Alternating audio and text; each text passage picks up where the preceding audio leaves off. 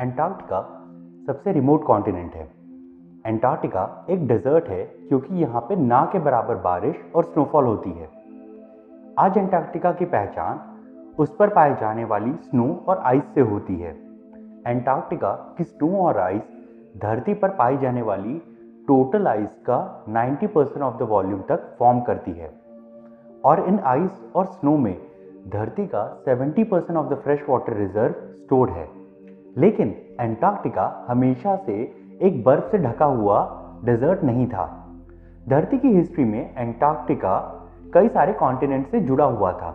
In fact आज से लगभग 30 मिलियन ईयर्स पहले तक एंटार्क्टिका साउथ अमेरिका और ऑस्ट्रेलियन कॉन्टिनेंट से जुड़ा हुआ था और अर्ली इयोसीन ईपॉक में एंटार्क्टिका एक वार्म और ग्रीन जगह था, एक ऐसी जगह जहां पे पाम ट्रीज और फ्लावरिंग प्लांट्स ग्रो कर रहे थे, एक ऐसी जगह जहां पे छोटे इंसेक्ट्स जैसे डंग बीटल से लेकर बड़े मार्सुपियल्स और मैमल्स रहते थे।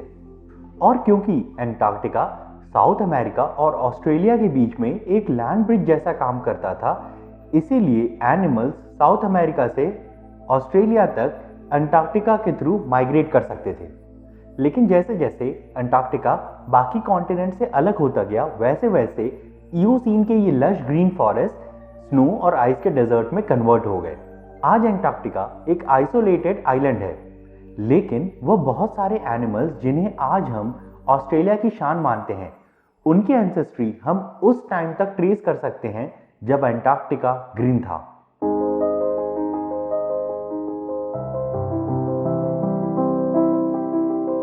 अगर हम टाइम में पीछे जा सकते और आज से लगभग 56 मिलियन ईयर्स पहले के एंटार्क्टिका में जा सकते, तो हम इस कॉन्टिनेंट को रिकॉग्नाइज ही नहीं कर पाते। इस टाइम पर यह पूरा कॉन्टिनेंट ग्रीनरी से भरा हुआ था। रिसर्चर्स को एंटार्क्टिका के विल्किस लैंड के पास से फॉसिलाइज्ड स्पोर्स और पॉलन मिले हैं। ये पॉलन पाम ट्रीज और फर्न्स के हैं। इनफैक्ट रिसर्चर्स को और भी पॉलन मिले हैं जो कि उन ट्रीज और प्लांट्स के हैं जो कि यूजुअली ट्रॉपिकल क्लाइमेट में पाए जाते हैं। ये पॉलन और स्पोर्स हमें उस टाइम के एंटार्क्टिका के बारे में काफी कुछ बता सकते हैं। क्योंकि ये पाम ट्रीज और दूसरे प्लांट्स ठंडे क्लाइमेट में ग्रो नहीं कर सकते, इसीलिए रिसर्चर्स का मानना है कि विल्किस लैंड के आसपास का एरिया गर्म था और यहाँ पे विंटर्स माइल्ड थे। एस्टिमेट्स के अकॉर्डिंग इस एरिया का average annual temperature 16 degree Celsius था और विंटर्स में एवरेज टेम्परेचर लगभग 11 डिग्री सेल्सियस तक पहुंच जाता था। तो अब यह क्वेश्चन उठ खड़ा होता है कि आखिर एंटार्क्टिका इतना गर्म कैसे था। इयोसीन ईपॉक वह अकेला टाइम पीरियड नहीं था जब एंटार्क्टिका का टेम्परेचर गर्म था।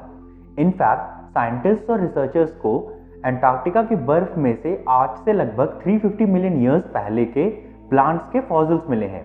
यह पीरियड डिवोनियन पीरियड था और आज से 190 मिलियन ईयर्स पहले जुरासिक पीरियड में एंटार्क्टिका डायनासोर्स जैसे कि ग्लासियोसॉरस और क्राइलोफोसॉरस का घर था।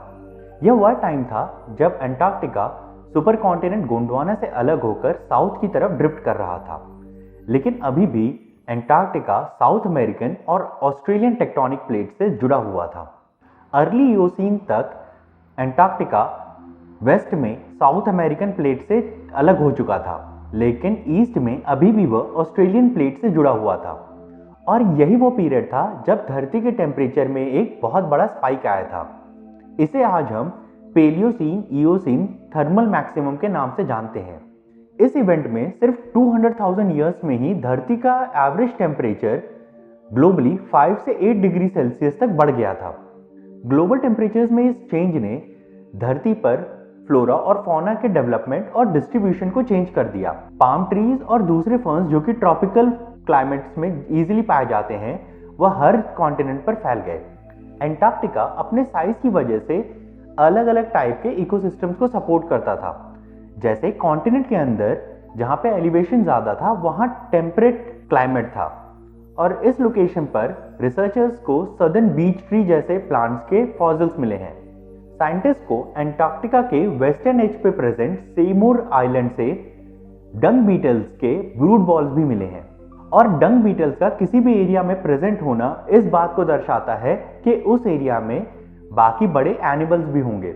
साइंटिस्ट को इस रीजन से मार्सुपियल्स के टीथ भी मिले हैं। इनमें से एक मार्सुपियल था एंटार्क्टोडोलॉप्स, जो कि वह पहला टेरेस्ट्रियल एनिमल था जिसके फॉसिल्स हमें 1984 में अंटार्कटिका से मिले थे। इन एनिमल्स के एंसेस्टर साउथ अमेरिका से आए होंगे। इनफैक्ट अंटार्कटिका में अर्ली ईओसीन में पाए जाने वाले ज्यादातर एनिमल्स के एंसेस्टर्स साउथ अमेरिका से ही आए होंगे। साइंटिस्ट को अंटार्कटिका में से एक टो बोन भी मिली है जो कि स्लॉथ्स, एंट ईटर्स और आर्माडिलो जैसे एनिमल्स के ग्रुप के अंटार्कटिका में प्रेजेंट होने की तरफ इशारा करता है। इन एनिमल्स का ग्रुप ओरिजिनली साउथ अमेरिका में ओरिजिनेट हुआ था और फिर अर्ली ईओसीन में माइग्रेट कर कर अंटार्कटिका में आ गया होगा। इसी तरह अंटार्कटिका में मिले एक हर्बीवोर नोटियोलोफस के एंसेस्टर्स भी साउथ अमेरिका से आए थे। हमें इस एनिमल के बहुत ज्यादा फॉसिल्स तो नहीं मिले हैं, लेकिन हमें अंटार्कटिका से नोटियोलोफस के 2 अलग अलग स्पीशीज के फॉसिल्स मिले हैं। इनमें से जो बड़ी स्पीशीज थी उनका वेट लगभग 230 केजीज तक हो सकता था और जो छोटी स्पीशीज थी उनका वेट लगभग 60 केजीज तक हो सकता था। वेट में इस डिफरेंस का मतलब था कि ये दोनों स्पीशीज अलग अलग टाइप से एनवायरनमेंट का फायदा उठाने के लिए बनी थी। एक और बड़ा मैमल जिसके फॉसिल्स हमें अंटार्कटिका से मिले हैं वह है एंटैक्टोडॉन। साइंटिस्ट और रिसर्चर्स का मानना है कि यह एक एस्ट्रोफियर था जो कि साउथ अमेरिका में पाए जाने वाले हर्बीवोर्स थे। अंटार्कटिका से हमें बहुत ज्यादा फॉसिल्स नहीं मिलते हैं, लेकिन जितने भी मिले हैं वह अर्ली ईओसीन में एक लश ग्रीन और एनिमल लाइफ से भरे हुए कॉन्टिनेंट की तरफ इशारा करते हैं। तो फिर अंटार्कटिका से ये सारी प्लांट और एनिमल लाइफ आखिर गायब कैसे हो गई? आज से लगभग 56 मिलियन ईयर्स पहले Antarctica south American tectonic plate से अलग हो गया और 40 मिलियन ईयर्स पहले ऑस्ट्रेलिया से। ऑस्ट्रेलिया और अंटार्कटिका के बीच में एक सीवे फॉर्म हो गया जिसे हम तस्मेनियन गेटवे के नाम से जानते हैं। इसी तरह साउथ अमेरिका और अंटार्कटिका के बीच में एक सीवे फॉर्म हो गया जिसे हम ड्रेक पैसेजवे के नाम से जानते हैं। और फिर अंटार्कटिका एक लैंड ब्रिज से एक आइसोलेटेड आइलैंड में कन्वर्ट हो गया और इसी के साथ साथ अंटार्कटिका के अराउंड एक स्ट्रॉन्ग वाटर करंट भी फॉर्म हो गई जिसे हम अंटार्कटिकन सर्कमपोलर करंट के नाम से जानते हैं। यह वाटर करंट धरती पर पाए जाने वाली सबसे स्ट्रॉन्ग वाटर करंट है और इसमें फ्लो हो रहे वाटर का वॉल्यूम लगभग 1000 टाइम्स है अमेज़न रिवर में फ्लो हो रहे वाटर से। और यह वाटर करंट नॉर्थ से आ रहे गर्म पानी को अंटार्कटिका तक नहीं पहुंचने देते और इसी तरह यह वाटर करंट ओशन के बॉटम में से कोल्ड वाटर को अंटार्कटिका के आसपास के एरिया में डिस्ट्रीब्यूट भी करती रहती है। और साइंटिस्ट का मानना है कि इन्हीं दोनों चीजों की वजह से अंटार्कटिका आज एक फ्रोजन वेस्टलैंड है और इसके साथ ही ईओसीन के एंड तक धरती का ग्लोबल टेम्परेचर भी कम होने लगा था। धरती के एटमॉस्फेयर में से कार्बन डाइऑक्साइड और मीथेन का लेवल कम होने लगा था क्योंकि मरीन प्लैंक्टन कार्बन डाइऑक्साइड को एब्जॉर्ब करके सी बेड में डिपॉजिट करने लगे थे। और इस इवेंट ने भी अंटार्कटिका में ग्लेशिएशन को बढ़ावा दिया। आज से लगभग 36.5 मिलियन ईयर्स पहले अंटार्कटिका में आइस शीट्स और ग्लेशियर्स फॉर्म होने लगे थे और इसी के साथ साथ ट्रॉपिकल क्लाइमेट में पाए जाने वाले ट्रीज की जगह टेम्परेट क्लाइमेट वाले ट्रीज ने लेना शुरू कर दिया। और यह टेम्परेट क्लाइमेट वाले ट्रीज जैसे कि सदर्न बीच ट्रीज आज से लगभग 2.5 मिलियन ईयर्स पहले तक अंटार्कटिका में पाए जाते थे और फिर इवेंचुअली ये भी खत्म हो गए। आज अंटार्कटिका में प्लांट लाइफ के नाम पे सिर्फ हार्डी ग्रास, लाइकेन और मॉसेस ही हैं। इवन दो आज अंटार्कटिका में फिर लैंड एनिमल्स नहीं है, लेकिन आज से मिलियंस ऑफ ईयर्स पहले अंटार्कटिका ने बहुत ही इंपॉर्टेंट रोल प्ले किया था मार्सुपियल्स के साउथ अमेरिका से ऑस्ट्रेलिया तक माइग्रेट होने में। यह थी कहानी उस टाइम की जब अंटार्कटिका ग्रीन था। So thanks for watching and stay curious.